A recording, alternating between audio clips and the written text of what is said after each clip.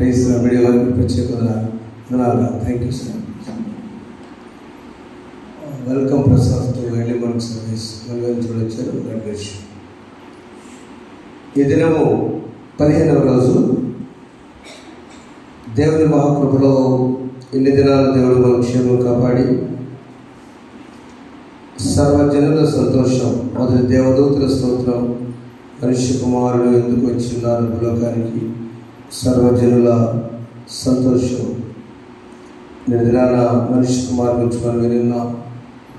సర్వజనుల సంతోషం మాట, good news of great Joy to all. Good news, ఒక శుభవార్త అందరికీ, ఒకరికే కాదు. చక్కని పాట నేను పాడే అవకాశం చోట నాకు వచ్చింది. దాసులనే రాజు వెలసల్ పశువుల పాకలో, పాపుల పాలిట రక్షకుడు నవ్వెను తల్లి కౌగిలిలో. దాసులనే రాజు వెలసల్ పశువుల పాకలో, పాలిట రక్షకుడు నవ్వెను తల్లి కౌగిలిలో. భయము లేదు మనకిలలో, జయము జయము జయము, ఇది శుభోదయం.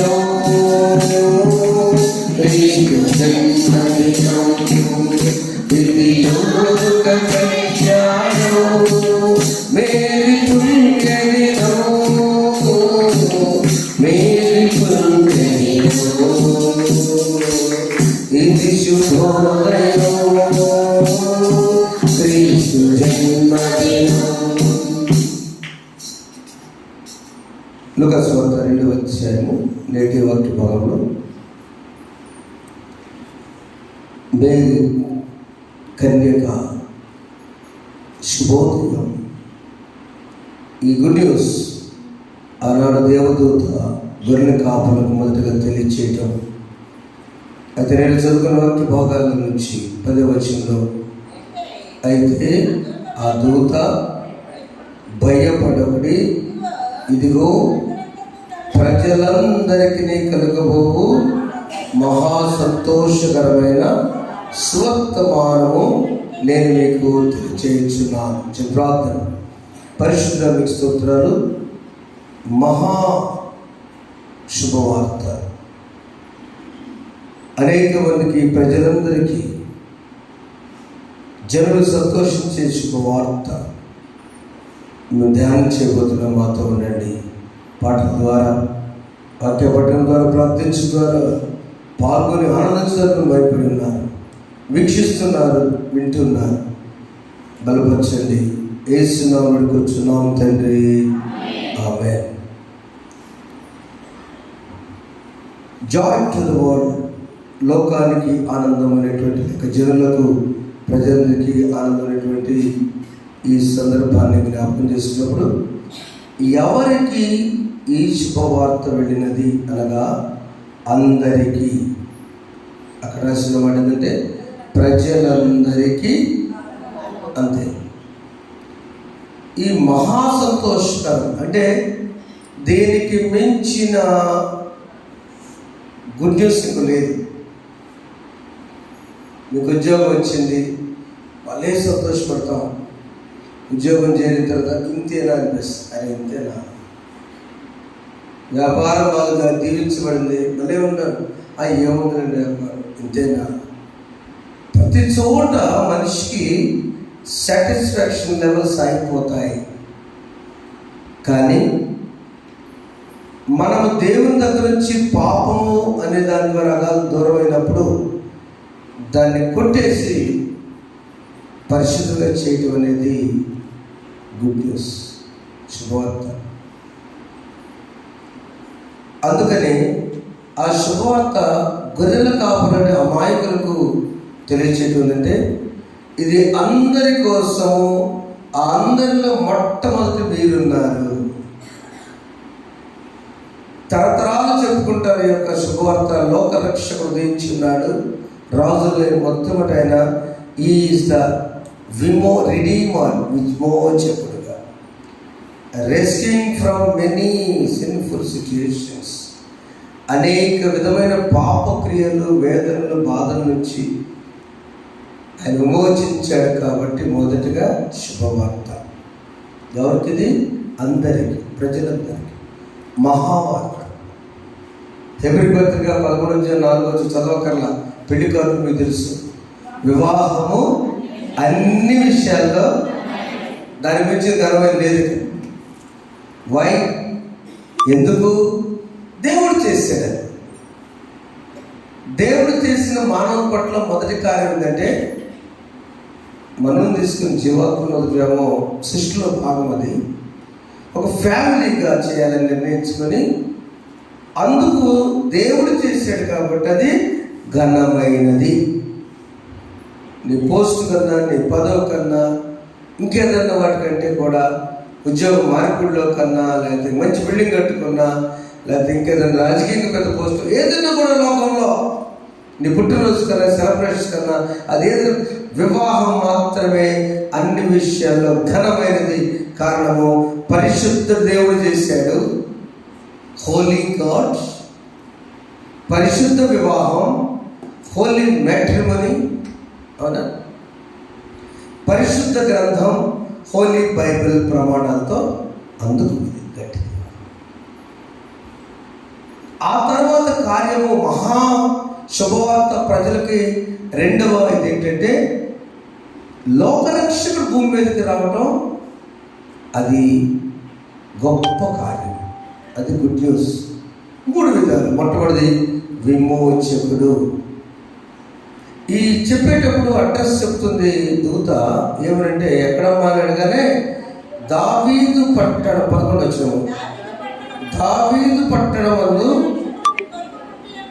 ఏం పెట్టాలి? అక్కడ బెత్లెహేం అని చెప్పాలి. పుట్టిన ఆయన అందరి కోసం విమోచకుడిగా పుట్టాడు. రెండవది, నీకు రాజుల పేరు ఎందుకు గుర్తుకొస్తుంది కాబట్టి, దావీదుని ఆయన పరిపాలించాడు కదా రాజుగారు. అందుకని పట్టణానికి దావీదుపురం అని కూడా పేరుంది కనుక మీకు అర్థం కావడం కోసం వెళ్ళి కాపురులారా, ఇదిగో ఆ దావీదు పట్టణం పుట్టాడు అంటే దావీదు రాజు పేరు గుర్తు చేసి ఉద్దేశం ఉంది. The king of king is born. రాజులకే రాజు ఇక్కడ పుట్టాడు. వాడే కదా రాజుల నేలే ఆ రాజు వేశాడు. ఇది గుడ్ న్యూస్, ఇది శుభవార్త. రెండవది, రాజుల నేలే రాజు జన్మించాడు. ఈ ప్రభు అనే మాట గ్రీకులో కురియోస్ అంటారండి. దీని అర్థం ఏంటంటే, అన్నీ ఆయన చూసుకుంటాడు. ఎప్పుడు ఆ రాజుగారి కనుదృష్టిలో నువ్వు పడాలి, ఆయన రాజ్యంలో ఉండాలి. పక్క రాజు నాకు అనవసరం. మన రాష్ట్ర ముఖ్యమంత్రి రాష్ట్రంలో చూసుకుంటాడు కదా, ప్రక్క వాళ్ళకి మనకు అనవసరం. మన ఇంటి యజమాని ముందు మన గురించి చూస్తాడు. ఈ ప్రభు ఏంటంటే, ఆయన నా బిడ్డలుగా నా రాజ్యంలో అనుకుంటే ఖచ్చితంగా రాజుగా నేను చూస్తాను. బలమైనటువంటి మాట యెషయాలో 53:2 చదివితే,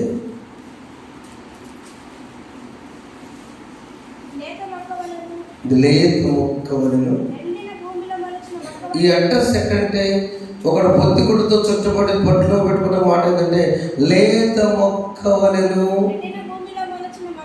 ఎండిన భూమిలో మొలచిన మొక్కవలను. అయ్యో, చూసారా?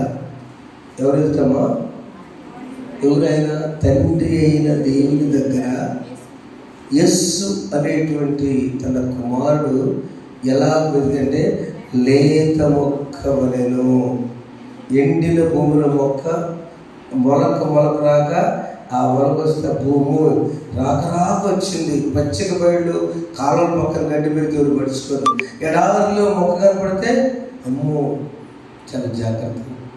యేసు ప్రభు లేత మొక్కగా తండ్రి దగ్గర పెరిగాడు. ఎన్ని సంవత్సరాలు? 4000 సంవత్సరాలు. మన లెక్కలో ఎన్ని రోజులు ఆయనకులో? 4 దినాలు దేవుడు ఆయన కేర్ ఆఫ్ అడ్రస్. అంతటి లేత మొక్క దైవ కుమారుడు. ఆయన పుట్టినకి అడ్రస్ ఎక్కడ? దోతమా బాగానే చెప్పావు, ఎట్టెళ్ళాలి, మేము ఎట్టెళ్ళాలి? ఇదిగో దావీదు పట్టణంలో రక్షకుడు పుట్టాడు ఆల్రెడీ సత్రంలో. ఆయన పెట్టిందేమో ఒక తొట్టిలో పొత్తి గుడ్డలతో చుట్టబడి అక్కడ పెట్టాడు. మీకు పెట్టే గుర్తు రావాలి. తొట్టి పెట్టేవారు పెట్టిలో శిశువుని పెట్టారు. మోషేని ఒక తొట్టి ఒక పెట్టెలో, ఏ పెట్టేది? జమ్ము పెట్టెలో పెట్టారు. మోషేని పెట్టిందేమో తల్లి ప్రాణాన్ని కాపాడటానికి, తండ్రి అయిన దేవుడు ఈ తొట్టిలో పెట్టిందేమో ప్రాణాలు తీయటానికి. చెప్పకూడదు ఒకసారి? లోక రక్షకుడు ఉదయించుట. మోషే తల్లి ఏదో ఒక లెక్కలో నా కుమారుడిని తొట్టిలో పెట్టి నేను కాపాడుకోవాలని తెలివిగా ఆ చంపుతుంటే, 2 సంవత్సరాల పిల్లలు చంపుతుంటే చంపెట్టుబడి ఆ నదమ్మటే చిన్నగా ఒక ప్రక్కన టెన్షన్, ఏదన్నా వస్తే కొట్టుకుపోతే పెట్టే. మనం చదువుకుంటే బాగానే ఉంది, అవునండి, రేవులోకి వచ్చిందని బాగానే ఉంది. పొరపాటు ఆ పెట్టి కొట్టుకొని దానికి వెళ్ళిపోతే ఆ తల్లి తట్టుకుంటుందా? నా కళ్ళు వెళ్తే నా బిడ్డ దూరం అయిపోతున్నాడు, నేను ఈదలేను, అమ్మో. ఆ పెట్టె రేవు దగ్గరగానే దేవా నా బిడ్డను బ్రతికించాడు. కానీ ఈ లేత మొక్క, తండ్రి దగ్గర నుంచి వచ్చిన మొక్క, good news for you all. ఆ మొక్క గొర్రె పిల్లగా వచ్చి వధించడానికి తొట్టిలో పెట్టింది. మీ గొర్రెలకి ఎందుకు? మీ గొర్రెలు పెంచుతున్నారు. వీళ్ళు గొర్రెలు ఎందుకు తెలుసా పెంచేది? బలిచ్చే గొర్రెలు, మాంసానికి గొర్రెలు కాదు. శ్రేష్టమైన గొర్రెలు. పస్కా పండుగకి 2,54,000 గొర్రెలు ఆ దినాలలో పెంచేవారు. యెరూషలేము దగ్గర సంవత్సరానికి ప్రతి ఇంటికి బలివ్వాలి కాబట్టి అలాంటి గొర్రెలు మానస్ కాదు. వాళ్ళు గొర్రెలు పెంచితే డబ్బులు ఇస్తారు. ఈ గ్రామాల్లో మీరు ఎంత టౌన్ ఉంటారు, షావర్పురం అంత టౌన్ ఉంది, అంత పెద్ద గ్రామం కాదు. ఎక్కడ యాడ్ గేదెలు నాకు కనపట్లేదు. లేవా నాని ఒక పాడి మీద కొనము ఎక్కడ లేవు. చాలా ఆశ్చర్యం ఉంది. అందుకే పాల కేంద్రంలో పాలు ఉంటున్నారు. కొనివెళ్ళవాడు పాల కేంద్రంలో పాలు మిగిలి వ్యాన్లో తీసుకెళ్ళేవాడు. ఇప్పుడు పాల కేంద్రంలో ఊర్లో పాలు లేక క్యూలు అక్కడ దాక్కుంటున్నారా, ఇది చాలట్లేదండి అని ప్రక్కే తెప్పించిస్తున్నారు. ఎంత దారుణం. సరే, ఓకే.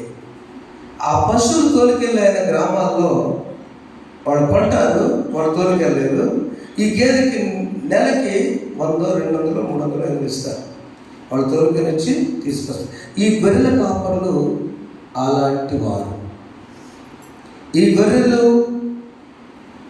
దేవుని సన్నిధిలో బలి ఇవ్వడానికి పెంచే గొర్రెలు.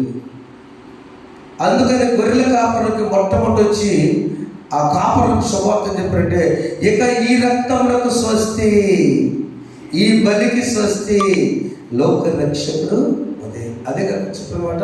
అడ్రస్ కూడా ఎక్కడ చెప్పారంటే, ఒక శిశువు చదువురా లూకాసు వార్త. రక్షకుడు మీ కొరకు పుట్టి ఉన్నాడు, ఈయన ప్రభు అయిన క్రీస్తు. దానికి ఇదే మీకు ఆనవాలు. ఆనవాలంటే అడ్రస్. ఒక శిశువు పొత్తి గుడితో చుట్టబడి ఒక తొట్టిలో పట్టుకుంటే మీరు చూచదని వారితో చెప్పాను. ఈ రక్షకుడు అనే మాట 16 సార్లు వినిపిస్తుంది క్లియర్గా ఈ నూతన నిబంధనలో. లూకాసు వార్త 1వ అధ్యాయం 69వ వచనంలో ఏ విధంగా ఆయన రక్షకుడు వచ్చింది మనం చూడవచ్చు. 1వ అధ్యాయము 69, అదంతా ఒకే వచనంలో ఉంటుంది. దానిలో మనకు కావాల్సిందంటే తన ప్రజలను విమోచన కలిగించేటకై చదువున్నాను అక్కడ.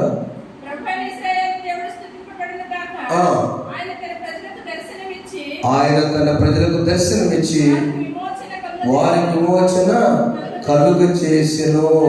తన సేవకుడైన దావీదు వంశమునందు మన కొరకు రక్షణ శృంగము, అనగా మన శక్తుల నుండి మనం ద్వేషించే వారి నుండి రక్షణ కలుగుతుంది. అది రక్షణ, విమోచన. 3 చెప్పాను ఈరోజున. శుభవార్త, ఆయన రక్షకుడుగా, విమోచించేవాడిగా వచ్చాడు. ఇశ్రాయేలీయుల దేవుడే ఎంతో స్తుతి. 227 పాడతానమ్మా అందరికీ. ఇశ్రాయేలీయుల దేవుడే ఎంతో స్తుతినందునుగాక. ఆశ్రితులో తన జనులకు దర్శన ఆత్మ విమోచన కలిగించే. ఇశ్రాయేలీయుల దేవుడే ఎంతో స్తుతినందునుగాక. తన దాసుడుగా గణరక్షణ సూరమునిచే. మన శత్రువులకు దేశుల నుండి మనకు పాపిగా క్షణించే. ఇశ్రాయేలీయుల దేవుడే ఎంతో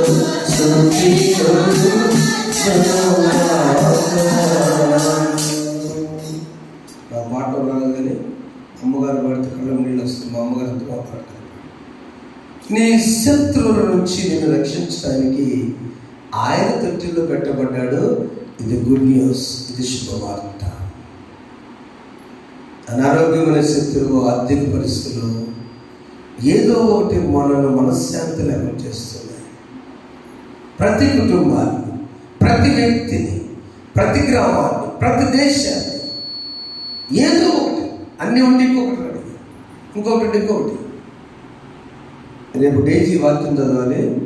ఇప్పుడు కుటుంబం మొత్తం హాస్పిటల్, రమేష్ గారి ఫ్యామిలీ మొత్తం హాస్పిటల్. రాత్రి 12 గంటలకు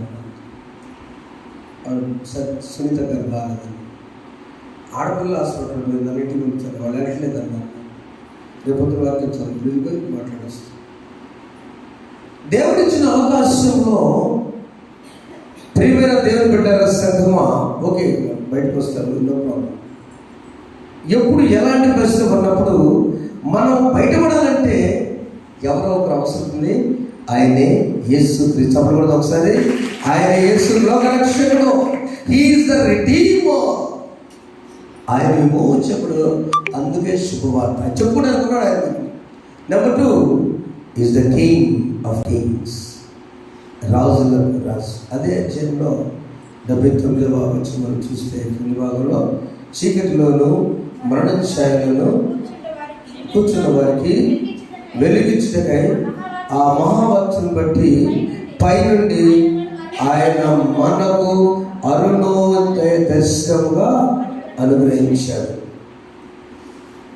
ఆ రాజుగారు అక్కడ నుంచి ఈ గొర్రెల కాపరకు రాజు పేరు ఎందుకు చెప్పారంటే, దావీదు రాజు ఉన్నాడే, ఆయన పరిపాలించిన పట్టణం ఉందే, ఆయన పేరు పెట్టుకున్నాడే, అక్కడికి వెళ్ళండి అంటే రాజరిక మనసు తేడానికి దూత ప్రయత్నం చేసి ఉండొచ్చేమో. థాట్. ఆ దూత అక్కడికి వెళ్ళి రెండవదైన రాజు. చూడండి, ఈ లోక రాజులు అధికారులు కొంతకాలమే ఉంటారు. ఈ లోక రాజులు అధికారులు కొంతకాలమే ఉంటారు. నేనే దానికి సాదృశ్యం.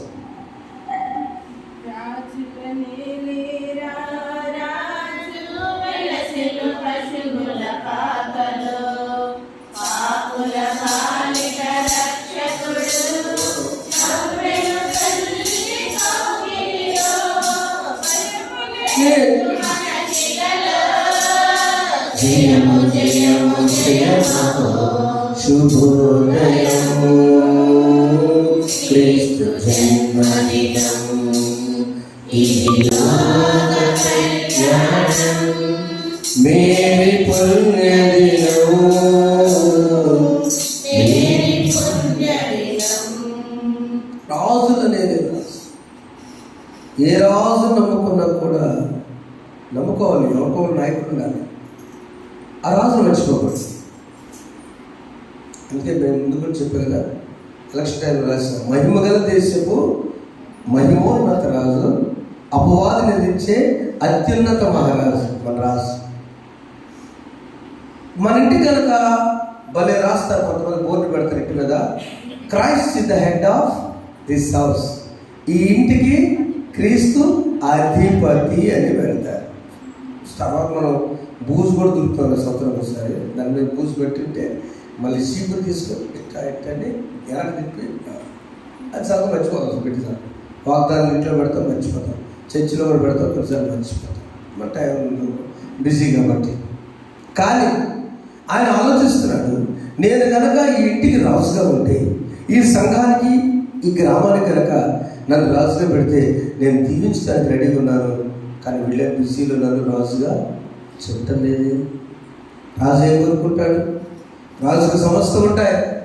రాజుగారు ఏం కోరుకుంటాడంటే ప్రైజింగ్ కోరుకుంటాడు. రాజా నీ దైవాలు మేము ఎట్లన్నా కనిపించకపోతేనా సార్, నువ్వు ఏదో రోజు కొద్దిగా ఒక మాట సాయం చేయబట్టి మేము ఇలా ఉన్నాం అని ఎంత కొనిపోతాడు? అవును కదా. పర్చూరి అని ఇంటి పేరుతో ఇంటర్వ్యూ చేస్తున్న ఈ అబ్బాయిది ఏ కులం కూడా ఆయన చూడాలి. ఆయన ఇంటి పేరు పిచ్చింది. చాలా దినాల క్రితం అండి ఆ అన్నోళ్ళు మీటింగ్స్ చెప్పాడు. అతను జాబ్ ఇచ్చారట, గవర్నమెంట్ జాబ్, ఇతను మంచి ఆఫీస్. ఏంటి సార్ ఇంటర్వ్యూ కమిటీ వాళ్ళు ఏంటంటే మాట్లాడుతూ ఊరుకోవయ్యా మా ఇంటి పేరు. తర్వాత చెప్పారట, మీ ఇంటి పేరు కావచ్చు కానీ కులం వేరే, నాకు అనవసరం. కులం చూడాలంటే టీసీ చూడాలి. ఆయన చూడబుద్ది కదా. బ్రాహ్మిన్స్, ఇతని ఎస్సీ వాడు చెప్పకూడదు ఒకసారి. నాకు అనవసరం నా ఇంటి పేరు. యేసు ప్రభు రాజుగా ఆయన నేను క్రైస్తవుడను, క్రిస్టియన్ని, నా ఇంటి పేరు క్రిస్టియన్ అనుకున్నప్పుడు నిజంగా సర్టిఫైడ్ క్రిస్టియన్ కాదు, అది బీసీఓ, ఎస్సీఓ, ఓసీఓ కాదట. యేసు ప్రభు దావీదు వంశీయులు రాశారు కదా. దావీదు గోత్రం కూడా, దావీదు వంశం దాచుకున్నప్పుడు, దావీదుకు రాజరిక వంశం వచ్చినప్పుడు యేసు ప్రభు తరఫు మనం కూడా ఏం నమ్మాలంటే మేము రాజవంశం, రాజులను యాజకులను కదా వచ్చింది, రాజులేని యాజక సమూహం చేసి. అర్థం చేసుకోండి, మనము దేవుని రాజ్యంలో ఉన్నాం, యేసయ్య రాజ్యంలో ఉన్నాం. ఏది వచ్చినా ముందు యేసయ్య చెప్పి తర్వాత పెద్దవాళ్ళు చెప్పుకుంటాం. ఈ పని మీద వెళ్తున్నా నేను, ప్రభు నీకు చెప్పి వెళ్తున్నానయ్యా, అంతే కదా. తర్వాత నేను నమ్ముకున్న నాయకుడి దగ్గర వెళ్తున్నా, నాయకుడు తప్పు నమ్ముకుంటే నేను చెప్పాను. భౌతిక నాయకులు ఉన్నారు మనకి, కానీ యేసయ్య చెప్పుకొని నువ్వు బయలుదేరితే ఖచ్చితంగా నీ పని సక్సెస్ జయమవుతుంది. ఇక్కడ రెండోది, మూడవ రోజు కూడా ఆయన సమాధానం ఇచ్చే ఆయన. ఈరోజు నాకు నచ్చిన మాట ఏంటంటే 11వ వచనం, వెంటనే అమ్మ కొద్ది పై చదువురా 11. వెంటనే పరలోక సైన్య సమూహము ఆ దూతతో పాటు, ఇది సైన్యం వేరు, దూత వేరు.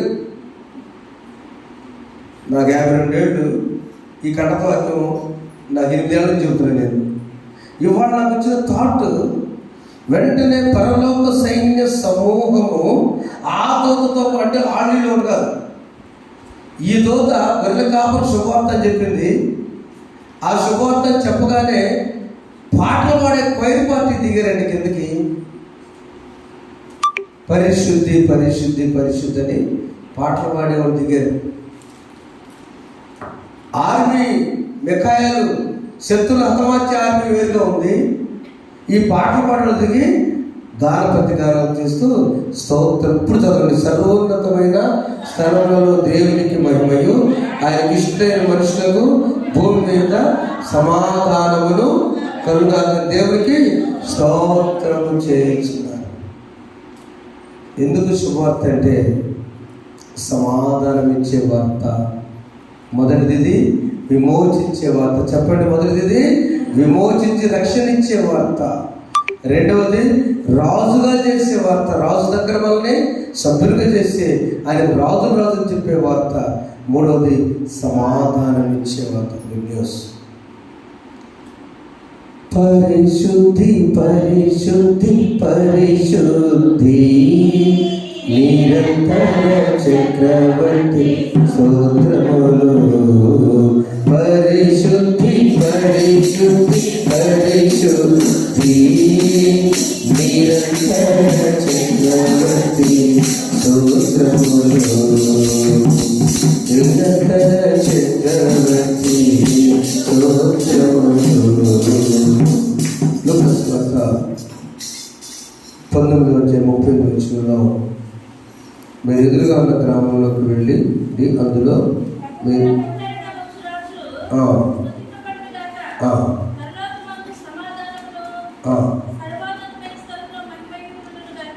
సర్వోన్నత మహిమయు ఉండును గాక. ఈ స్తోత్రం చేసేటువంటి విషయాల్లో 19:38 చూస్తున్నాను. ఒకసారి ప్రభు పేరిట వచ్చు రాజు స్తుతింపడు గాక, పరలోకమందు సమాధానమును సర్వోన్నతమైన దేవునికి మహిమ. అంతే అంతే. ఏంటిది మాట? అప్పుడు యేసు ప్రభుని గాడిదపై ఊరేగుతూ వస్తుంటే సందర్భం తెచ్చారు. అక్కడ మహిమ, ఇక్కడ సమాధానం, ఈ రెండు కలిసి ఉండాలి. కష్టం, చాలా కష్టం. ఒక మాట గుర్తు చేస్తాను. దేవునికి మహిమ ఎప్పుడు వస్తుందంటే దేవునికి ప్రాధాన్యత ఇచ్చినప్పుడే. ఏం లేదు, ఒడ్లు బండి అంటే పండగ ఏం చేస్తే అండి, ఏ టైం ముందు ఆ టైం చేస్తే గ్యారెంటీ ఉందా తుఫాను అవుతామని గొడుగు పెట్టి ఉందా? ఇంకో సోదరుడు చర్చికి పని రెగ్యులర్గా వస్తాడు.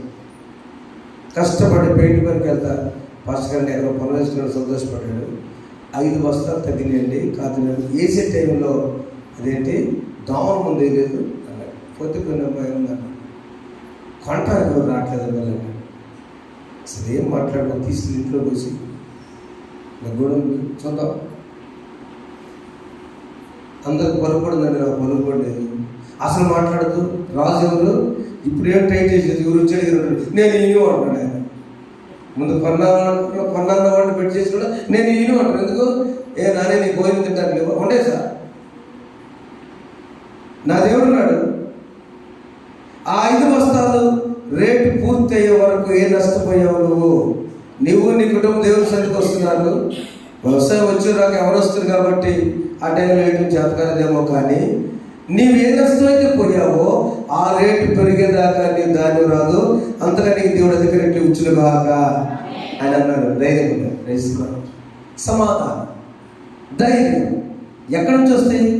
మన రాజుని మనము రాజుగా చూసుకొని నమ్మినప్పుడు, ఆయన స్తోత్రాలు చిన్నప్పుడు రాజు మనతో ఆయన రాజులకు రాజు, ఆయన విమోచకుడు, ఆయన సమాధానించు. ప్రజలందరికీ శుభవార్త. ఈ ఉదయ కాలంలో మన ఇంటికి దేవుని శుభవార్త వచ్చింది. Receive that gospel. ఆ సువార్త నా కొరకు ఎన్ని పాటలు పాడినా, ఎన్ని వాక్యాలున్నా ఒక ఆలోచనతో మనం వెళ్ళాలి. నిజమే కదా ప్రభువా, నన్ను విమోచించావు, కానీ రాజుగా మాత్రం చూడలేదు. గుర్తుపెట్టుకోండి, నాన్నగారిగా చూడకపోతే ఆయన గాయపడతాడు. పాస్టర్ గారు లేరు, ఒక మాట చెప్తారు. వాళ్ళ నాన్నగారికి బలహీనత ఉండేది కాబట్టి మంచివాడు.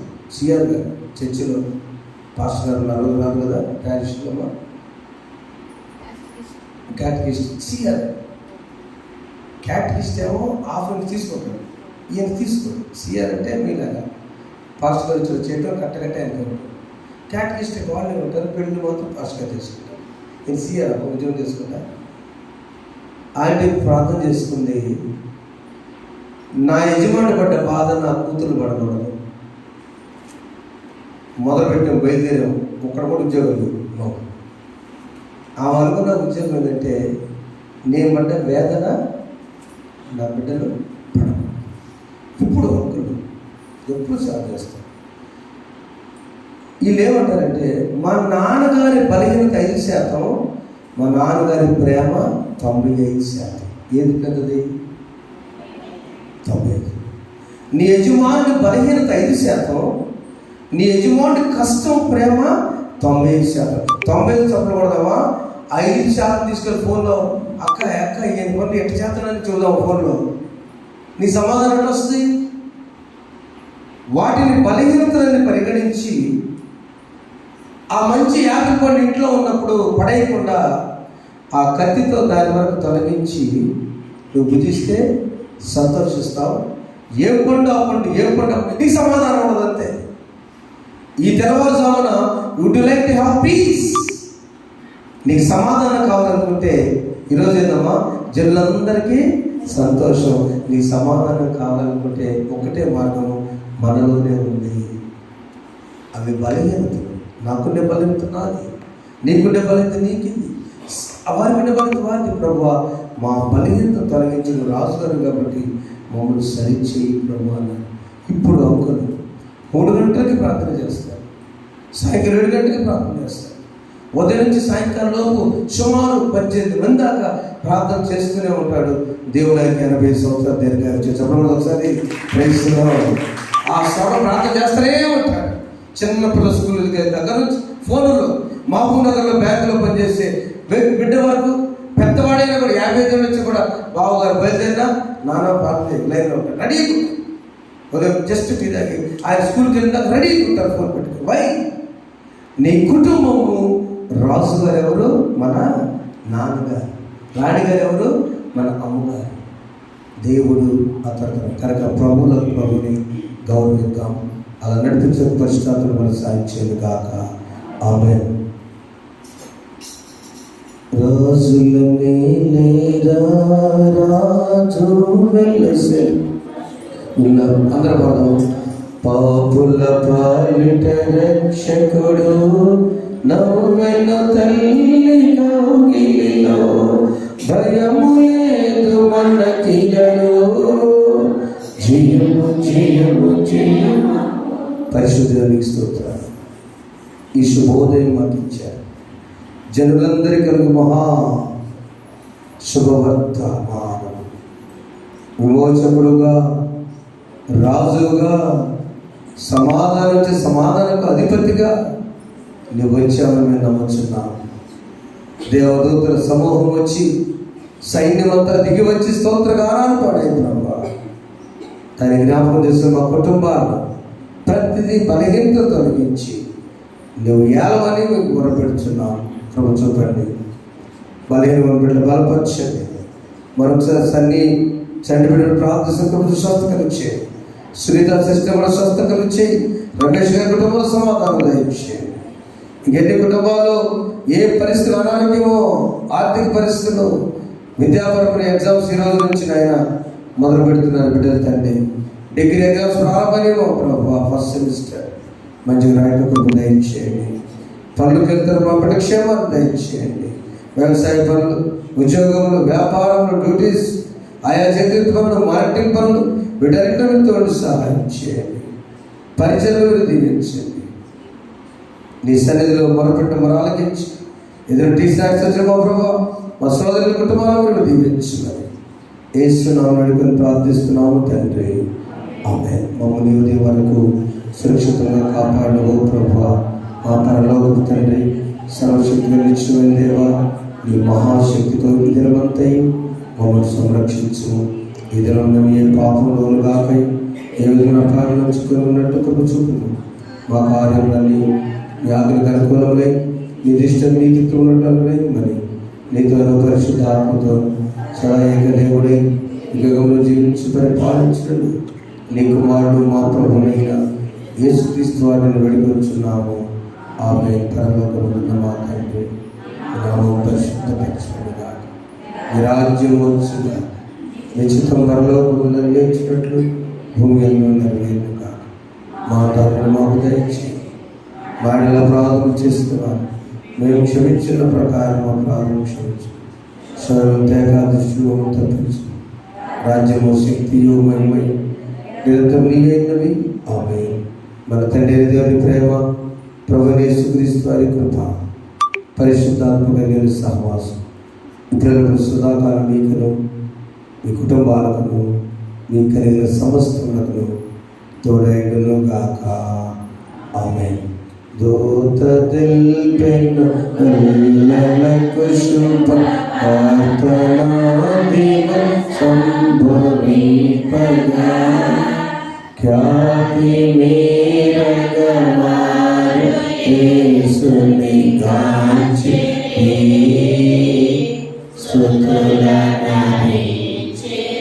ఖ్యాతి మీరగమారు యేసుని గాంచి